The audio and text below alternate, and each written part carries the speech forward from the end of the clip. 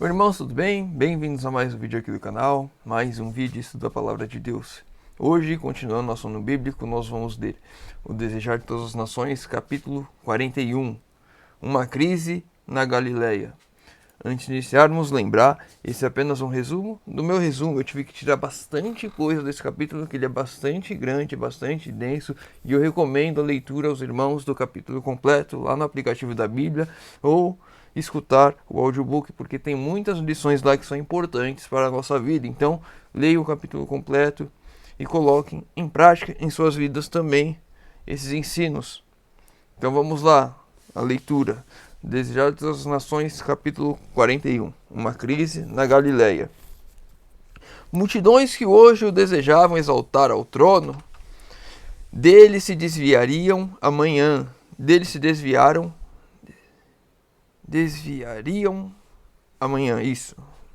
A decepção de suas ambições egoístas transforma-lhes o amor em ódio e os louvores em maldições. Sabendo isso, embora nenhuma medida tomou para evitar a crise, desde o princípio não acenara a seus seguidores com nenhuma esperança de recompensas terrestres. Então, só para contextualizar, os irmãos que estão aqui assistindo o vídeo todos os dias, Jesus tinha feito o milagre da multiplicação dos pães no dia anterior, e agora aqui ele voltara. Se eu não estou enganado, ele estava em Cafarnaum, as multidões viram que ele chegou, se reuniram ao redor dele, então as multidões estavam desejando entrar ali um dia, e agora elas se desviariam em outros dias, e a gente consegue compreender aqui que aquelas pessoas estavam focadas nos bens terrestres, elas estavam querendo as bênçãos de Deus, queriam os milagres de Cristo, o poder de Cristo, e elas queriam as coisas aqui e agora, sem olhar para o espiritual. E Jesus, desde o começo, desde o princípio, nunca deu esperança de reinos terrestres, nunca deu esperança de glórias aqui. Mas as pessoas viam os milagres, viam o poder, e elas ambiciavam, elas de forma egoísta queriam as coisas para aqui, para essa terra, e não olhavam para o espiritual. Se os homens pudessem haver obtido Cristo e o mundo, multidões lhe haveriam oferecido seu apoio.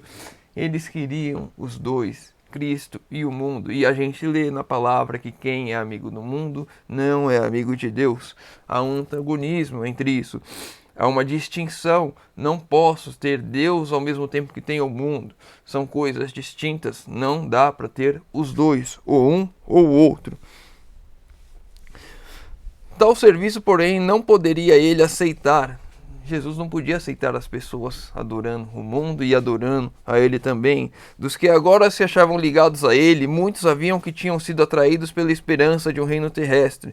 Estes deveriam ser desenganados. Muitas pessoas estavam indo até Cristo, desejando as bênçãos deste mundo, desejando as glórias terrestres, desejando que tudo aquilo que Cristo fazia iria proporcionar a eles uma nova Israel terrestre, com poder, glória, tirar o jugo romano sobre eles, libertar e ser um reino, uma nação poderosa e soberana. Era isso que eles desejavam, uma nação rica, próspera, que eles não teriam dificuldades, provavelmente que colocaria os romanos como escravos deles.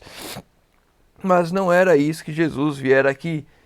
E as lições para a nossa vida hoje. Muitos estão indo a Cristo em busca de bênçãos terrestres, em busca, olhando para as coisas daqui. Por isso que a teologia da prosperidade faz tanto sucesso. Porque as pessoas vão até a igreja, vão até Cristo, fazem lá a fogueira santa, ou seja lá o que for, e entregam seus bens, e vendem seus carros, vendem suas casas, e dão dinheiro para a igreja, porque elas querem uma troca com Deus. Eu estou dando isso para você, Deus, mas me dá em dobro. Há muitas pessoas que fazem a mesma coisa na questão de cura, as igrejas curandeiras, a teologia da cura, que as pessoas vão para a igreja desejosas de ser curadas, e se não tem cura, é como se Deus estivesse esquecendo delas, não estivesse atuando, porque elas estão ali pela cura, pela bênção terrena, pela bênção aqui. Esquecem do espiritual, não olham para o espiritual. Hoje muitas pessoas estão decepcionadas com Deus porque olham apenas para aqui, para as coisas, dificuldades e lutas que elas têm aqui. não olham para o espiritual, não crescem espiritualmente, não se apegam à palavra, não olham para Cristo de fato. Elas querem uma troca, uma barganha. Senhor, eu vou para a igreja. Senhor, eu dou meu dízimo. Senhor, eu vou evangelizar, vou fazer qualquer coisa, mas me dá as coisas aqui. Acha que é uma troca com Deus. O eu fazer alguma coisa e Deus me dá algo em troca. E não é assim que as coisas funcionam. Era justamente isso que Cristo estava pregando contra durante a vida dele, mostrando uma vida abnegada, mostrando que não havia riquezas. Isso era o exemplo de Cristo e era isso que as pessoas não entendiam. Não contentes com isso, muitos ainda se reuniram em torno de Jesus, indagando: Rabi, quando chegastes aqui? Esperavam receber de seus próprios lábios uma segunda narração do milagre. Lembrando, na leitura de ontem nós vimos que Cristo caminha sobre as águas, Pedro vem até ele, ele salva Pedro que ia se afogar depois que desviou o olhar, e quando ele entra no barco, o mar se acalma e eles chegam ao porto seguro. E os discípulos falaram dessas coisas, desses milagres, para a multidão. E agora eles vão até Jesus perguntando, porque elas queriam ouvir de Jesus a versão dele do milagre. Jesus não lhe satisfaz a curiosidade, disse tristemente: na verdade vos digo que me buscais não pelos sinais que vistes, mas porque comestes o pão e vos saciastes. Não o buscam por nenhum motivo digno, mas como foram alimentados com os pães, esperavam receber ainda bênçãos temporais, unindo-se a eles. E era justamente o caso de Judas, que queria as bênçãos temporais, que por se dispor a ser um apóstolo, ele queria sim estar ali entre os primeiros do reino, buscar ali que as pessoas o honrassem, que ele fosse honrado porque foi um dos primeiros, e as pessoas estavam justamente buscando isso, as glórias terrenas, as bênçãos terrenas. E a gente olha para esse cenário aqui e a gente vê esse cenário se repetindo hoje, pessoas buscando a Deus, querendo uma troca, uma barganha, querendo as bênçãos terrestres, querendo as coisas aqui, achando que eu cedo aqui, Deus me dá ali, e achando que querem fazer trocas com Deus, quando de fato elas não entregaram o seu coração a Deus. O coração está enraizado neste mundo, com as coisas deste mundo, querendo este mundo, e esquecem do que é de fato aquilo que é devido a Deus. Não busqueis meramente benefícios materiais, não seja vosso primeiro esforço prover o necessário à vida atual, mas buscai o alimento espiritual, isso é a sabedoria que permanece para a vida eterna. Essa deve ser o nosso desejo, deve ser a nossa busca e deve ser a nossa prioridade. A vida espiritual, o alimento espiritual, buscar a Cristo de fato, a transformação que Cristo faz em minha vida. As coisas terrestres vão ser dadas conforme a necessidade, conforme Deus acredita que será o melhor, conforme eu posso ser um canal de bênçãos aqui nessa terra. Não é uma troca com Deus, não é uma barganha, não é olhando primeiramente para as coisas aqui deste mundo, mas sim olhando sempre para o espiritual, para a vida eterna, para quem Deus é e aquilo que Ele já fez por mim. É isso que de fato importa e não as coisas aqui nessa terra, carros, casas, viagens e essas coisas que o mundo está alucinado e buscando com toda a vontade e intensidade. Por um momento despertou-se o interesse dos ouvintes. Exclamaram: que faremos para executarmos as obras de Deus? Tinham estado a realizar muitas e enfadonhas obras, a fim de se recomendar perante Deus, e estavam prontos a ouvir qualquer nova observância pela qual pudessem obter maior mérito. Sua pergunta significativa: que faremos para merecer o céu? Qual o preço que nos é exigido para alcançar a vida eterna? Como eu posso fazer? O que eu tenho que fazer para herdar o céu? O que eu posso fazer? O que eu tenho que abandonar? O que eu tenho que fazer? O que eu tenho que mudar? O eu querendo comprar uma passagem para o céu. Senhor, eu tenho que devolver meu dízimo, então eu vou devolver. Senhor, eu tenho que ajudar pessoas, então eu vou ajudar pessoas. Senhor, eu tenho que mudar minha alimentação para ajudar o céu, eu vou mudar minha alimentação. Senhor, eu tenho que ir para o campo, então eu vou para o campo. Mas porque eu quero fazer as coisas para merecer o céu e não faço porque Deus me orienta a fazer assim, porque Ele habita em mim, transformou minha vida e me mostra o caminho que devo seguir. Eu querendo comprar o céu, eu querendo barganhar com Deus, nada do que eu faça vai me garantir entrada no céu, vai me garantir a salvação. Nada do que eu faça por mim mesmo será aceitável a Deus. As coisas que eu faço, as boas obras que saem de mim, têm que ser feitas por Cristo em mim, não por causa de mim. A gente já falou algumas vezes e vai continuar falando sobre a questão de que com Cristo podemos vencer o pecado, podemos abandonar sim qualquer mal que possa vir até nós, podemos sim vencer as tentações e as provações aqui nesse mundo, podemos sim estarmos de fato fazendo toda a vontade de Deus, podemos não cair mais, podemos abandonar alimentações erradas, podemos sim fazer tudo o que é bom e agradável a Deus, mas sem Deus, sem Cristo fazer isso em mim, de nada tem valor. Muitas pessoas têm facilidades de fazer coisas. Eu, apesar de gostar muito de carne, na época em que me converti, foi muito fácil para mim abandonar a carne, porque eu falei que eu poderia fazê-lo e assim eu fiz. E quando eu me tornei vegetariano, eu abandonei também ovo, leite, derivado, tudo. Eu cortei tudo, assim. E depois eu percebi que não era uma obra de Deus, era porque eu conseguia fazer aquilo. E aí eu permiti que Deus fizesse isso em mim, porque aquilo estava me tornando orgulhoso de mim mesmo. Olha como eu faço isso. Eu fiquei 9 meses sem nada, totalmente restrito. Mas era uma obra que eu estava fazendo, que eu me vangloriava daquilo. E não é assim, não é o eu fazer, eu não como açúcar, eu não faço. E o eu fazendo as coisas só me afasta de Deus. É Cristo fazendo, Cristo habitando em mim, que fará a diferença em minha vida. É Cristo quem me transforma. Se o eu buscar as coisas, se o eu querer me transformar, se o eu querer, o eu vai me afastando de Deus. O eu não permite que Cristo atue. Aí as minhas obras, as minhas boas obras, são em vão, porque elas não têm Cristo. Sem Cristo, tudo é em vão. Eu não posso herdar o céu sem Cristo.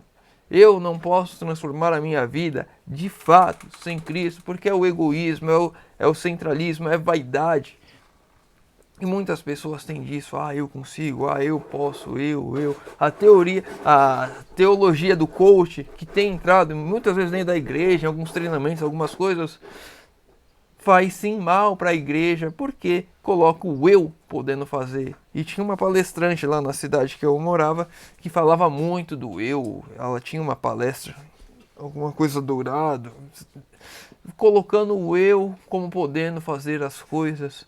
E muitas vezes ela ia pregar e não falava nada de Deus. E era tudo o eu consigo, o eu posso, o eu. E não é Deus que faz as coisas em mim. E de fato, nós podemos muitas vezes fazer muitas coisas. Tem casos de pessoas que falam, eu estou sem pecar. Há 1 mês, há 2 meses, há 3 dias. O eu estou. O eu está me levando à perdição porque acredito que eu fiz a transformação em mim. E eu, sem Deus, sou pó, sou nada, sou lixo. O preço do céu é Jesus. O caminho para o céu é a fé no Cordeiro de Deus que tira o pecado do mundo. É apenas isso que salva. Jesus em minha vida. Jesus que vai fazer a transformação.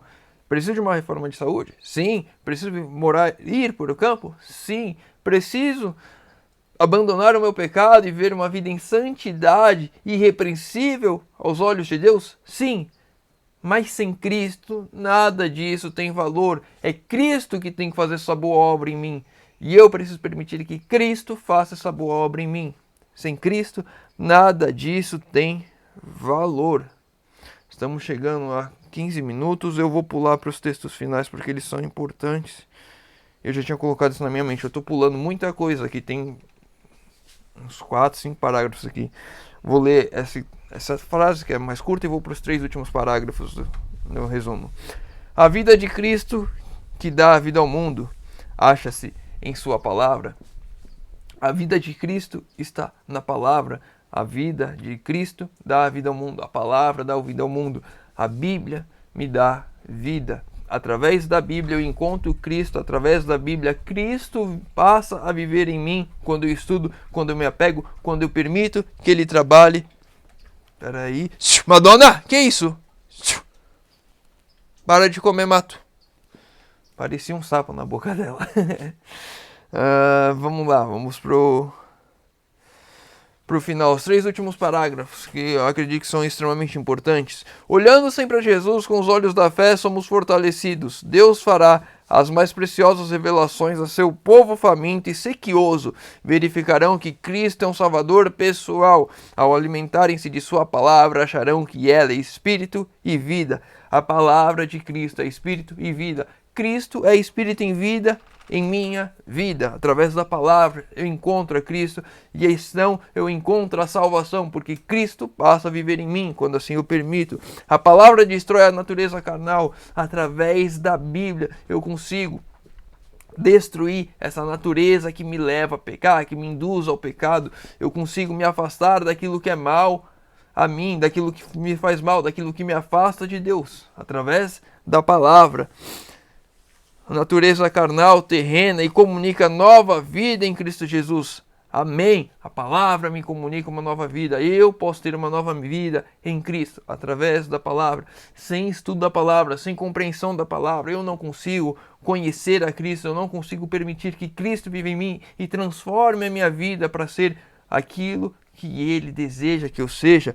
O Espírito Santo vem ter com a alma como consolador. Então, o Espírito Santo vem agora me consolar através da palavra, pela transformadora influência de sua graça. A imagem de Deus se reproduz no discípulo, torna-se uma nova criatura. A palavra de Deus transforma o discípulo. Eu e você podemos ser transformados pela palavra, sermos nova criatura em Cristo, sermos de fato irrepreensíveis, santos aos olhos de Deus, porque Cristo pode habitar em nós através da palavra.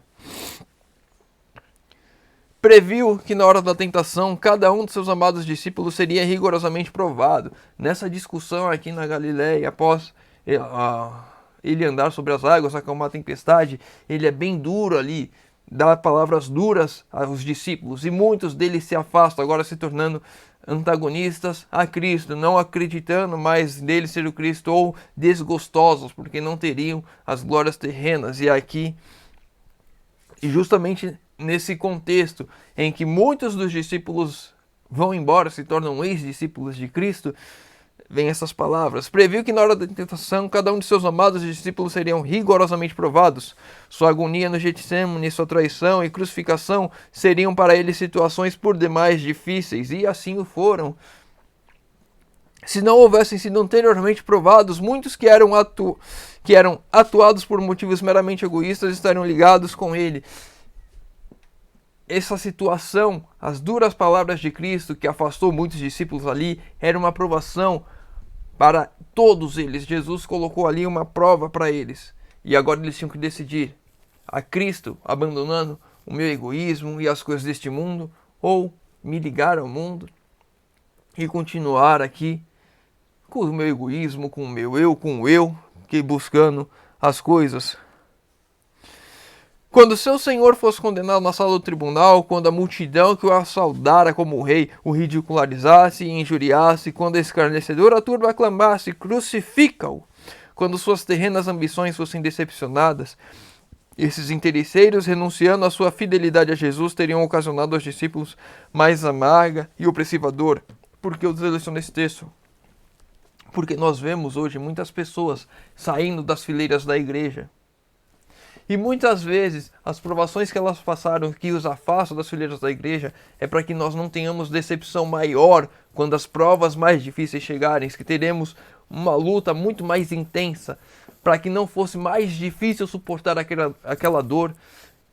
Deus permite que pessoas que não estão inteiramente convertidas, não querem se entregar de fato a Deus, se afastem, para que naquele momento de provação maior não tenhamos mais uma decepção, mais uma dificuldade a suportar. Deus vai nivelando o caminho para deixar mais fácil para a gente. O caminho é estreito, o caminho é difícil, mas Jesus está aparando as arestas que nos dificultariam o caminho.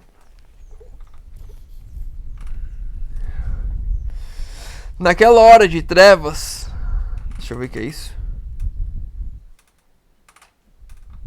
Em acréscimo ao pesar e decepções sofridas com a ruína de suas mais caras esperanças. Naquelas horas de trevas, o exemplo dos que dele se desviassem poderiam arrastar a outros com ele. Ou seja, para que não fosse mais dura naquele momento de maior tensão, ter ainda muitos daqueles discípulos que andavam com Cristo abandonando ele ali, daqueles que eram egoístas que de fato não estavam convertidos, iriam arrastar alguns que poderiam continuar no caminho.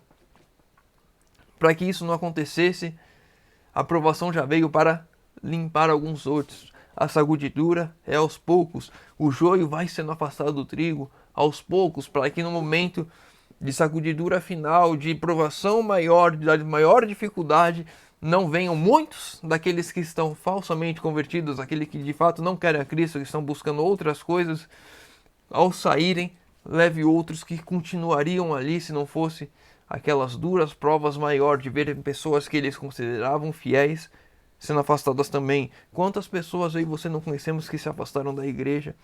Pode ser que elas voltem, pode ser que não cabe a nós julgar, mas muitas dessas pessoas não voltarão, e elas não voltarão justamente porque não queriam a conversão, e porque se elas estivessem ali no momento final, poderia ser eu e ir com ela, porque ela não estava convertida, e a dificuldade de a ver partir naquele momento decisivo seria um ponto de fraqueza para mim e para você. Jesus provocou essa crise quando, pela sua presença, ainda poderia fortalecer a fé dos seus verdadeiros seguidores. Jesus ainda poderia fortalecer a fé daqueles seguidores que ainda estavam com ele, porque ele estava ali. Se ele não estivesse ali, muitas daquelas pessoas também teriam ido. Então Jesus vai cuidar para que o caminho seja o mais fácil possível para nós. Vai ser difícil? Claro que vai ser difícil, vai ser muito difícil. Mas Jesus vai deixar o mais fácil que ele puder para que andemos ali. Não vai ser fácil, mas seria muito mais difícil se Jesus não estivesse preparando esse caminho a nós. Para a gente encerrar o último texto de hoje, compassível Redentor que, conhecendo plenamente a condenação que o aguardava, aplainava eternamente os caminhos aos discípulos, preparando-os para a prova de sua vida e fortalecendo-os para a aprovação final. E assim é conosco hoje. Jesus vem conduzindo o caminho, aplainando. É um caminho difícil? Mas Jesus está procurando deixar o mais fácil possível. Está procurando colocar as dificuldades maiores, não as dificuldades maiores, porque a dificuldade maior é exatamente no final, mas está colocando algumas dificuldades que poderiam estar lá um pouco antes, para nos fortalecer e nos conduzir, para que não venha tudo de uma vez, uma sobrecarga sobre nós.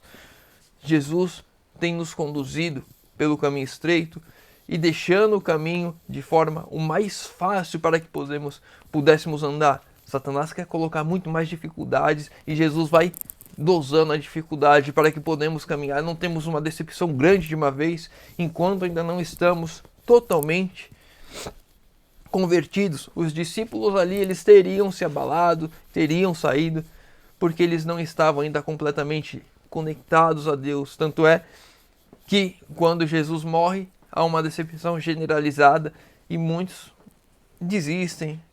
Depois Jesus ressuscita então, e reacende a chama e os conduz e explica, assim como foi com Cleopas no caminho de Emaús.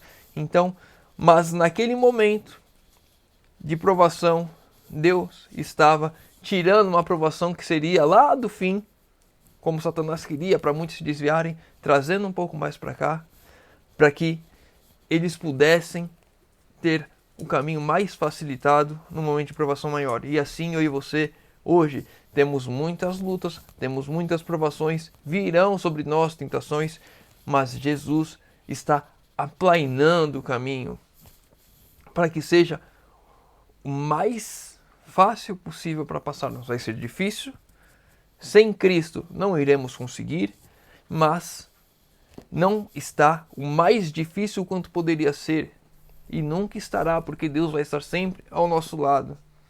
Se Deus não estivesse ao nosso lado, a menor tentação, a menor provação que fosse, estaríamos já saindo das fileiras. Mas Ele tem cuidado de nós e vai cuidar até o fim. Que eu e você possamos ter isso em mente. Não importa a luta que você está enfrentando, a tentação que você está enfrentando, poderia ser muito pior sem Deus. E sem Deus, sem a palavra, estamos condenados à morte e à destruição. Que eu e você possamos focar na palavra, buscar o espiritual, esquecer as coisas desse mundo, de fato entender que é Cristo quem me salva. As minhas obras nada são, se não forem obras que Cristo fez através de mim. Que eu e você possamos hoje fazer uma entrega completa a Deus. Que de fato aquilo que eu sou seja Cristo em mim. Eu me escondo em Cristo, eu diminua, Cristo cresça, Cristo vive em mim. Vamos encerrar por aqui. Se ficou com alguma dúvida, deixa nos comentários. Se leu o capítulo completo, tem muita coisa que eu não trouxe aqui. Deixa nos comentários aí também, uma coisa que queira discutir, queira conversar, para a gente estudar e crescer juntos. Espírito de oração, deixa nos comentários, que eu vou estar orando por todos. Convido os irmãos que puderem fechar os olhos para falarmos com Deus. Senhor Deus, Pai amado, obrigado, Senhor, porque mais uma vez temos a oportunidade de abrir a Tua Palavra, de estudar. Pai querido, te pedimos que o Senhor, por favor, nos conduza pelo caminho que quer que andemos, Senhor amado, e que o Senhor, por favor, nos ajude nos momentos de tentações e provações, que possamos superar tudo, em nome de Jesus, Senhor. Pai querido, te pedimos que o Senhor nos ajude a nos conectarmos ao céu, a estudarmos, a termos comunhão, que possamos buscar o alimento espiritual na palavra, Senhor amado, que possamos de fato termos um entendimento daquilo que o Senhor deseja que façamos, Senhor amado. Te pedimos isso em nome de Jesus. Amém. Meu irmão, fica com Deus e que Deus te abençoe.